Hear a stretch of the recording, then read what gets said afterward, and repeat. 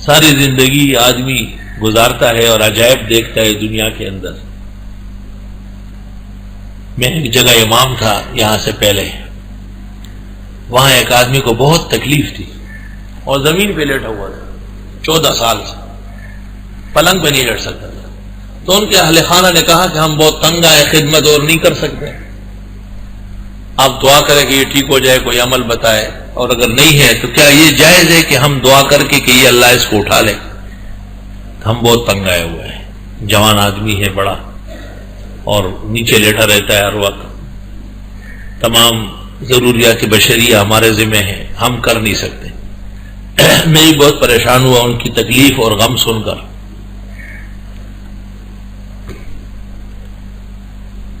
ایک نوجوان لڑکا، چھوٹی چھوٹی داڑھی آ رہی تھی اور سر پہ سفید ٹوپی، سفید کپڑے، وہ میرے قریب میں بیٹھا ہوا تھا اور زمین پہ ایسا ایسا انگلی سے کرید رہا تھا.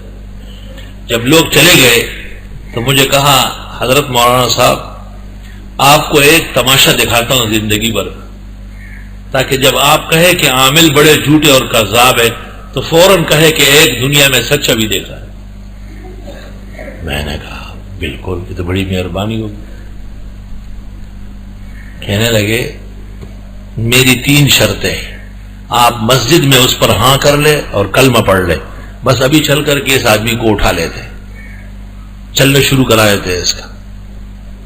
پہلی شرط یہ کہ وہاں جا کر کے میرا تعارف نہیں کریں گے قطعاً، اور مجھے وہاں کسی کھانے پینے کی پیشکش نہیں ہوگی، بالکل نہ چائے نہ شربت نہ پانی، کچھ نہیں، اور اگر انہوں نے کوئی ایسی حرکت کی تو آپ سختی سے روکیں. میں نے کہا ٹھیک. دوسری شرط یہ کہ جب آپ اللہ تعالیٰ کی قدرت کا کرشمہ دیکھ لیں تو آپ اٹھیں گے نہیں جگہ سے، پہلے میں چلوں گا. جب اتنا میں چل جاؤں کہ آپ کو نہ مل سکوں تو پھر آپ وہاں سے نکل کے اپنی مسجد آئے.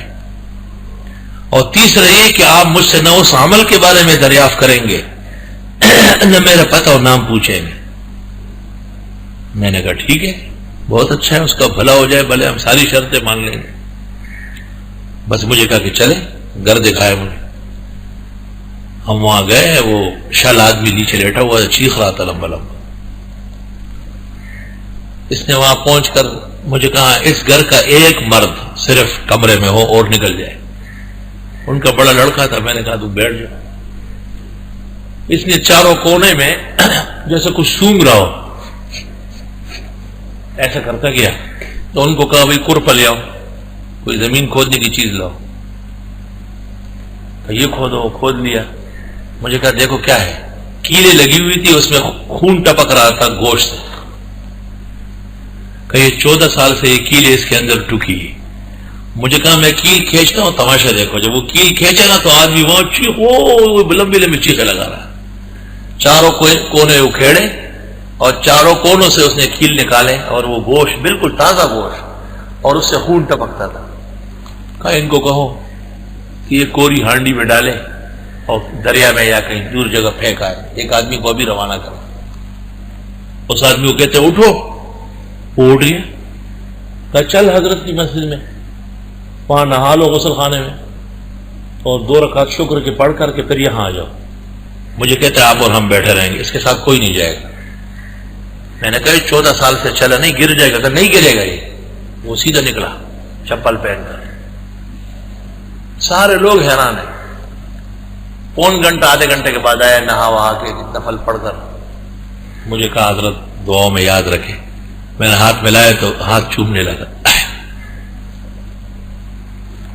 کہنے لگے صرف یہ دکھانے کے لیے کہ آپ مان لے آپ عالم آدمی ہیں، قرآن و سنت پڑھائیں گے تو میرا ذکر کریں گے آپ. میں نے اس سے کہا بڑی سخت شرائط لگائی آپ نے. کہنے لگے حضرت کتنی مشکل حل ہو گئی، کوئی مان سکتا ہے اس کو؟ کہ 2-4 دن بعد لوگ مانیں گے ہی نہیں کہ یہ 14 سال سے لیٹا ہوا. صحیح سلامت آدمی، بالکل میں بندہ ہوا تھا سارا. تخبط الشیطان من المس، ایسے ایسے شیطان اور جن مسلط ہو جاتے ہیں، آزاد باندھ لیتے ہیں، دل و دماغ تک متاثر کرتے ہیں. موطا امام محمد میں ہے، مدبر کے بے میں. کہ حضرت عائشہ صدیقہ بہت بیمار ہو گئی، بالکل مرنے کے قریب ہو گئے، صحابہ سب پریشان تھے۔ ان کو پتہ چل گیا کہ یہاں سندھ سے ایک آدمی آیا ہے، سندھ سے، سندھ کا لفظ موجود ہے موطا محمد، اور وہ ماہر کام کا۔ اس سے رجوع کیا گیا، اس نے کہا ام المومنین کے پاس جانا ہے۔ ام المومنین کا یہ طریقہ تھا کہ ایک موٹا پردہ مضبوط بیچ میں لٹکا ہوتا تھا، باہر لوگ بیٹھتے تھے، اندر ام المومنین گھر میں ہوتی تھی، بات چیت ہو جاتی تھی۔ اس نے آ کے ام المومنین سے کچھ باتیں پوچھی اور اس کے بعد کہا کہ ام المومنین پر ایک کنیز نے سحر کیا ہے اور اس وقت اس کے بچے نے پیشاب کیا ہے اور وہ اس کو دھونے لگی۔ ام المومنین نے کہا میں تو کنیز نہیں جانتی، میری اپنی کنیز پڑوس میں گئی ہے، اس کو بلا لو۔ اس کو بلایا تو آدمی آیا، کہا آ رہی ہے، بچے نے پیشاب کیا ہے، اس دھو رہی ہے۔ وہ آدمی وہاں سے واپس آیا کہ اس کے بچے نے پیشاب کیا ہے، اس کو دھو رہی ہے تو آ رہی ہے۔ کچھ دیر بعد وہ آئی تو ام المومنین نے پوچھا کہ آپ نے مجھ پر سحر کیا ہے؟ اس نے کہا ہاں۔ کہا کیوں؟ کہا اس لیے کہ آپ مر جائیں اور میں چھوٹ جاؤں، غلامی سے نکلو، تو آسان بات ہے۔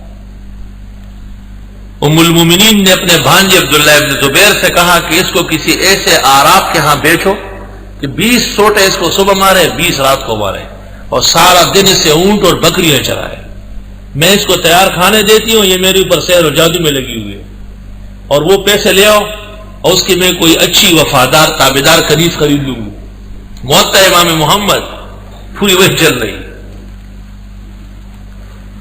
کنیز بک گئی، جنگلوں میں چلی گئی، مار پیٹ کھاتی گئی۔ ام المومنین پلنگ پر بددستور لیٹی ہوئی۔